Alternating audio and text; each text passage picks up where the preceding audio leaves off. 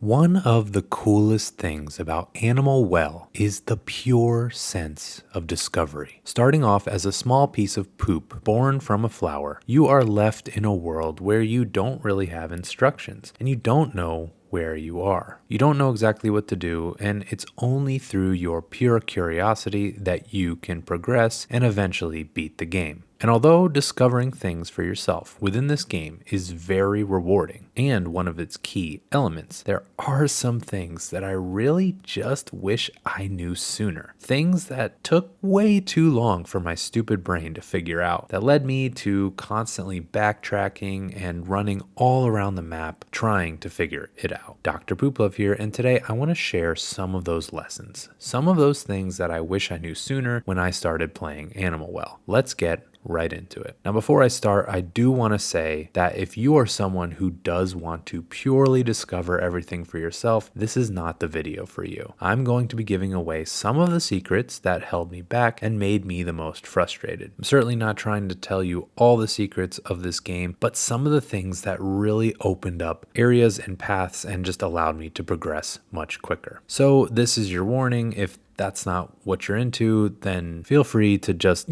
like and subscribe and then leave the video. Okay, so the first thing I wish I knew sooner was these doors are actually unlockable via a key. Now, one of the early things I had discovered and assumed was true in all cases was that doors like this are only unlockable by stepping on buttons. And so there were a couple times when playing this game that I saw doors like these, and I just assumed that I needed to find the buttons on the other side of this door in order to unlock them. To the point where you can see me literally like a frickin' dumbass, just not noticing that the prompt to unlock this door was right there. But what I didn't realize is that actually some of these doors are unlockable via a key. And I probably should have made that connection because I did collect some keys along the way, but I honestly didn't. And I walked past, especially this room leading to the slinky like 100 times, trying to figure out where I could go, not realizing that I actually could go to this door and unlock it. So don't fall into the same trap as me, and don't assume that everything is as it seems. Now, the next thing I wish I knew sooner was that the Animal Well is actually, it's actually a well. What I mean by that is it seems to actually be a cylinder in its shape, like you would actually expect a well to be. Because when you get to the far edge of your map, it actually brings you to the complete other side. But I did not realize this at first. Instead, I saw all of these edges as small sections on the edge of my map. I figured I needed to find some way to get beyond that and discover more areas and continue to fill up my map. It wasn't until I started paying some real attention that I noticed that I ended up just being put on the complete other side, and I really wish I knew this sooner because I definitely spent too much time trying to unlock a secret that didn't exist. Now, the third thing I wish I knew sooner was that by bringing my eggs to the egg room, you can actually unlock secret doors and new abilities. And in particular, getting your first 8 eggs, it allows you to get the animal flute. And it brings you to a special room where if you play the flute, the animals will open their mouths and they let you transport around the map to some of the various locations. One of the most frustrating things in this game is all the backtracking that you have to do and when you have to go from one complete end of the map to the other. But once I discovered this room, it allows me to transport around the map much more quickly. And the other cool thing is in this lower room, this fish actually gives you a combination that you can play on your animal flute to always transport back to this room. And this just makes for map traversal to be so much quicker and allows you to just get to where you need to get to and then begin to discover more secrets and continue to progress. I definitely would try to get those first 8 eggs as soon as you possibly can because this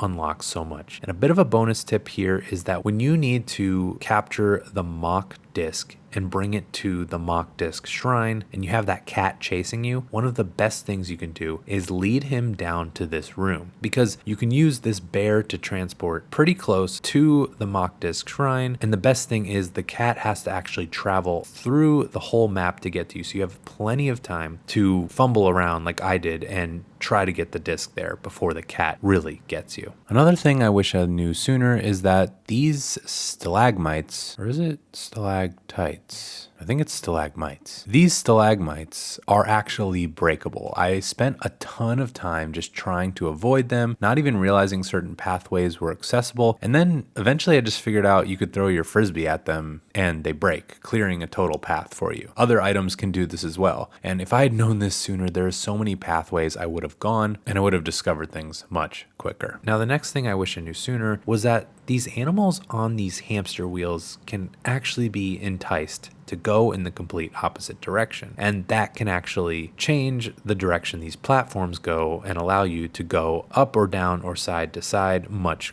easier. Now, I'm pretty stupid. I didn't even see these animals at all on these wheels, so I didn't realize that these platforms going up or down really had anything to do with an animal controlling that. The game even has some smart design where it kind of forces you to use the yo-yo and basically have it equipped right before you run into one of these animals on the wheels, but I'm stupid. But after discovering it, what you can do is use your yo-yo and you can direct them in the other direction, causing these platforms to go down and allowing you to go in the complete other direction. Now, speaking of the yo-yo, another thing I wish I knew sooner is that the yo-yo does emit a little bit of light itself. So when you're traversing through a lot of these dark areas, rather than wasting a firecracker to try to light it up and give yourself a sense of where things are, use the yo-yo to illuminate areas around you and let you know which directions you can go. Now, the next thing I wish I knew sooner was that you can actually ride on top of the frisbee. When you shoot the frisbee against a wall, it bounces back and continues until it either hits something or you grab it. But you can actually jump on top of this if you time it right, and it allows you to ride on top of the frisbee. It allows you to travel as far as you possibly can in a horizontal direction until you hit an object. This is great for allowing you to traverse long stretches and gets you to places that you didn't even think were possible before. Now, along those same lines is another secret I wish I knew about the bubble wand, and that is that if you press the jump and the action button at the exact same time, it allows you to jump with a bubble slightly below you. And what this means is it means that you can continuously stay in the air. Once you do this, you can jump on the bubble and then you can press these two buttons again, allowing you to continue to extend up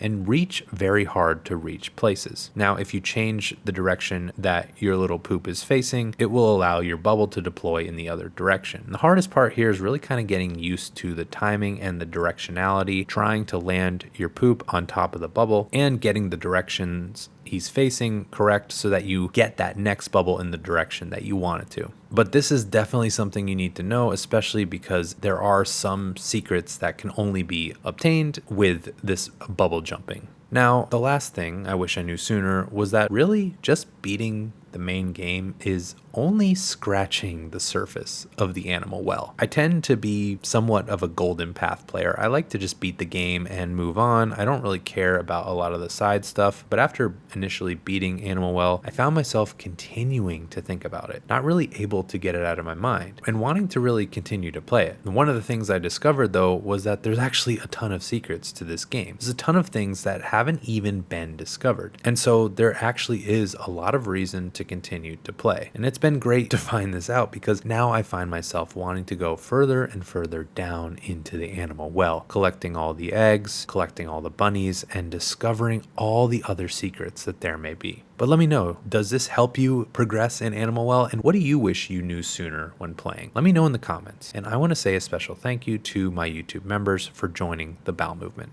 But otherwise, so long, Pooper Troopers.